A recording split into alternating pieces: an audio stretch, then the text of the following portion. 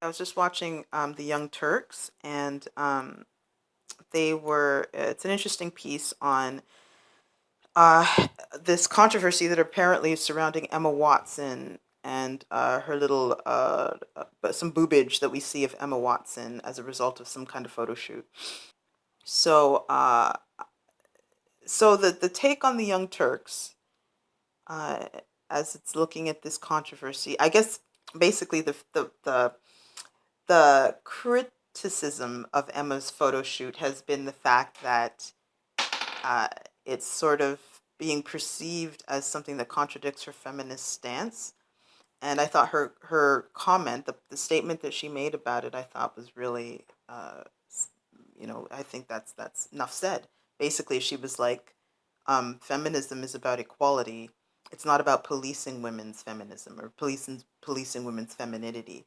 You can't use feminism as a bludgeon in order to control or silence women, which is basically absolutely true. Now, the conversation on the piece in the segment goes on to explore some of the instances wherein Emma Watson made comments about a Beyonce performance in the past, saying that there's something. I guess it was she was commenting on the confusion between Beyonce's performance being hyper sexy, hyper sexualized. Well, not so much sexualized, but it's just sexy, and the the male gaze basically, and how it relates and pertains to the male gaze, which is something that I've always thought about as an interesting dynamic. Because it's funny when Anna described the photo of Emma Watson with the boobage. Um, Anna's description of the photo was that she saw strength and fierceness in the photo. Likewise, when I look at the photo, that's what I see coming through. Now, it's interesting to me that there is oftentimes this parallel between femininity or the feminine, sexuality, and strength and power. There's some sort of interrelatedness or correlation between strength and sexual power when it comes to women. Now, I have no problems with this. I'm all for sexiness. I'm not one of these, I'm not really particular about per se covering up. To me, what bothers me about the equating sexuality and power is that it's sort of a one note tune where femininity is concerned. And I think that's where femininity and the feminine, I think that the feminine energy on the whole loses ground, because the feminine as this entire sort of spectrum of strength and aptitude gets reduced often to simply uh, sexual prowess within a woman. Um, and to me, and there's nothing wrong with sexual prowess, but I don't think of women as um, um, sort of uh, one one trick ponies, right? Which is a little bit where I get frustrated with the conversation, is that I think a woman can be sexy and can be smart and can be neurotic and can be silly and can be like she can be all of these things, and all of these things can be true, right? So to me, feminism is about allowing women to be themselves in totality, right? Which is, I think, speaks to the idea of somebody who you see oftentimes is very conservative, like an Emma Watson, right? Donning her fierce and ferocious, and likewise somebody who's oftentimes just this sassy, sexy person like an Alicia Keys, who decides, you know what, I'm just not going to wear makeup for this particular event, and making these conscious choices in order to force the image and force femininity into different consciousness, like so that we, as the public, as the audience, learn to accept that women are dynamic, right? That the image of woman, the image of the feminine, is not simply reduced down to her sexuality and her capacity for bearing children, right? Which is essentially what the whore and the Madonna are. They're just sort of facets of sexuality. They all wrap around what a woman's viability by virtue of her vagina, right? And there's nothing wrong with the vagina. I think the vagina is a beautiful, miraculous place. But a woman is composed of so many things, right? And so I think it's uh, important, right, to have these, to have the uh, ability to observe women in dynamic spaces, in dynamic ways, portraying different things. It's why couldn't a brain surgeon wear a bikini, or why couldn't you know a mother do a host some kind of I don't know, I don't know what, like Latin dance or something. I don't know. Why is that so difficult for people? Why is that such a difficult thing to grasp? It's particularly in this day and age. I find it very peculiar that to me, I didn't even see anything particularly controversial about the photo, except that people, want to jump on this thing about how hypocritical it is. I don't think of it as hypocritical. I think it's an important thing to note. So, for instance, uh, I think the initial comment, I guess, that Emma Watson had made a couple years back about Beyonce was the same sort of comment that lots of feminists were making about Beyonce and sort of her position when it comes to feminism. And it's a question. I don't know if I see it as a challenge, but it's a good question, right? For women to ask, maybe just themselves, but certainly each other, and maybe even men.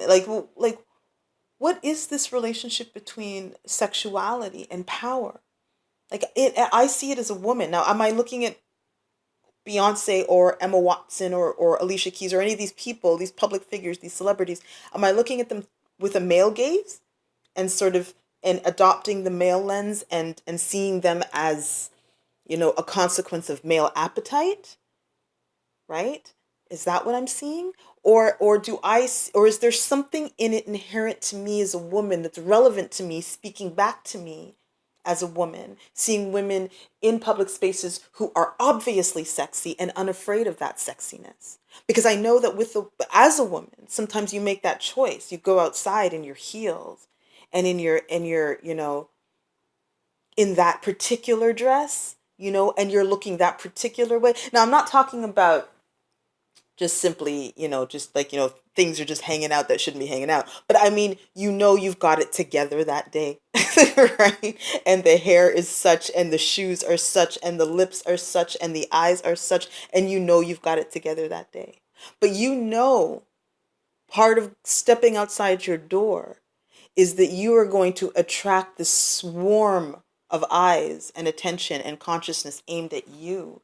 And some of it is complimentary, and some of it is threatening, and this is simply because you've chosen to embrace your sexuality, not even your sexuality, because you're not having sex, but you've chosen to embrace this display of your own sort of physicality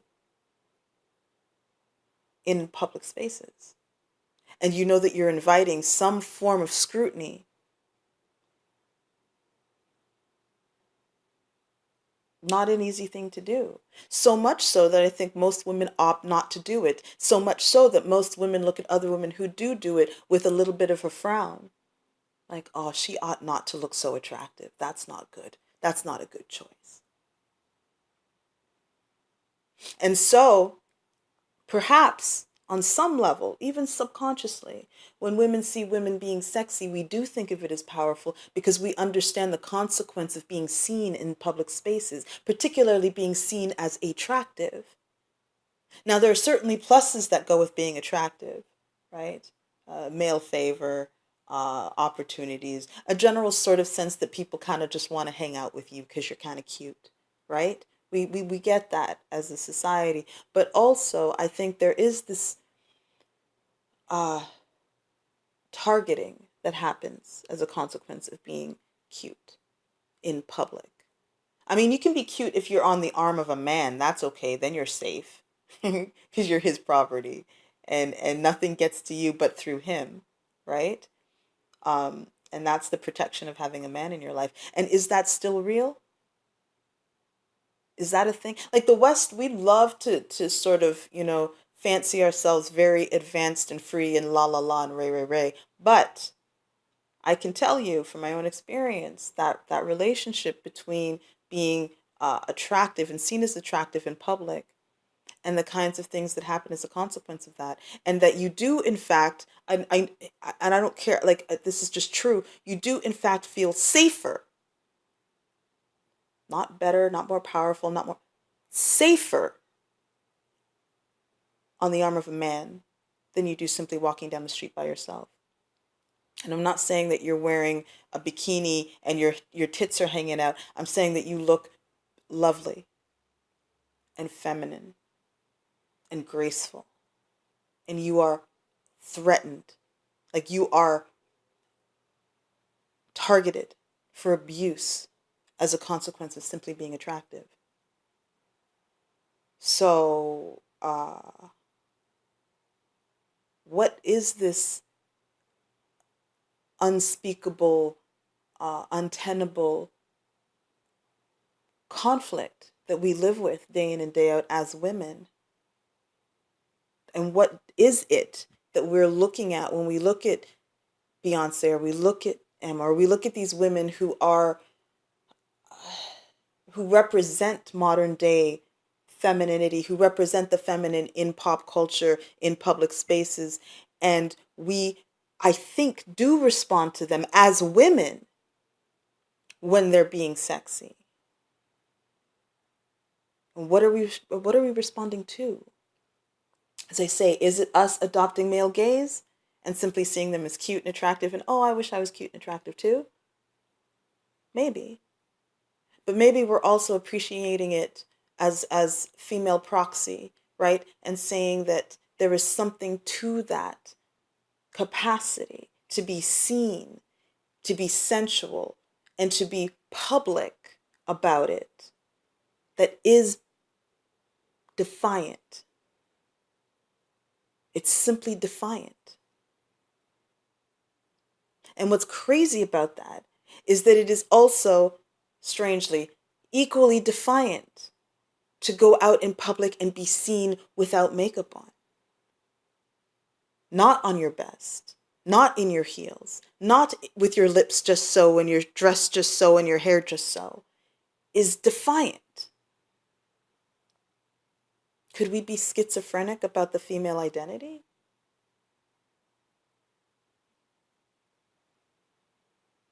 So to me, it's not hypocritical. I think it speaks to the fact that we're trying to wrap our brains around what is feminine.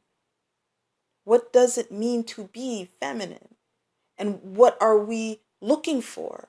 I mean, for men, yeah, sure, but even as women, as women adopt the role of captain, right? What is it we as women are looking for in other female captains? Right? It's worth noting that there is something peculiar about sexuality and women in public spaces and how we see them, whether we're looking at them through the male gaze or we're looking at them through the feminine. What is the difference and what is the similarity? What do we appreciate, and do we feel imprisoned by these concepts around what is powerful, what is successful, what is beautiful, what is desired? I don't know that I read it as hypocrisy. I think I read it as a logical consequence of living inside of a schizophrenic society that doesn't know itself and feels uncomfortable with all aspects of itself, particularly when it's looking at something feminine. Because there's something about the feminine that is not understood. Men feel a sense of ownership, like women are obligated to pay attention to them, to respond to them, to answer to them, to defer to them. And yet, as a woman, I can speak to this myself, that I'm always a little bit unsure about going outside and how I look and how that's going to be perceived, whether I'm dressed down or I'm dressed up. And then I always feel a little bit more secure if there's a dude on my arm, because nothing gets to me but through him. And we live in a free society? Come again? So, no, I don't see that as hypocrisy. I see that as a question. It's a question we all wrestle with every time we put on lipstick. It's a question we all wrestle with every time we flip through a magazine. What am I looking at and what am I seeing? What do I want as a consequence of these things? I think the answer is freedom. Freedom to choose, to be sexy, or to be frumpy for that matter, and not to be persecuted as a result of doing either.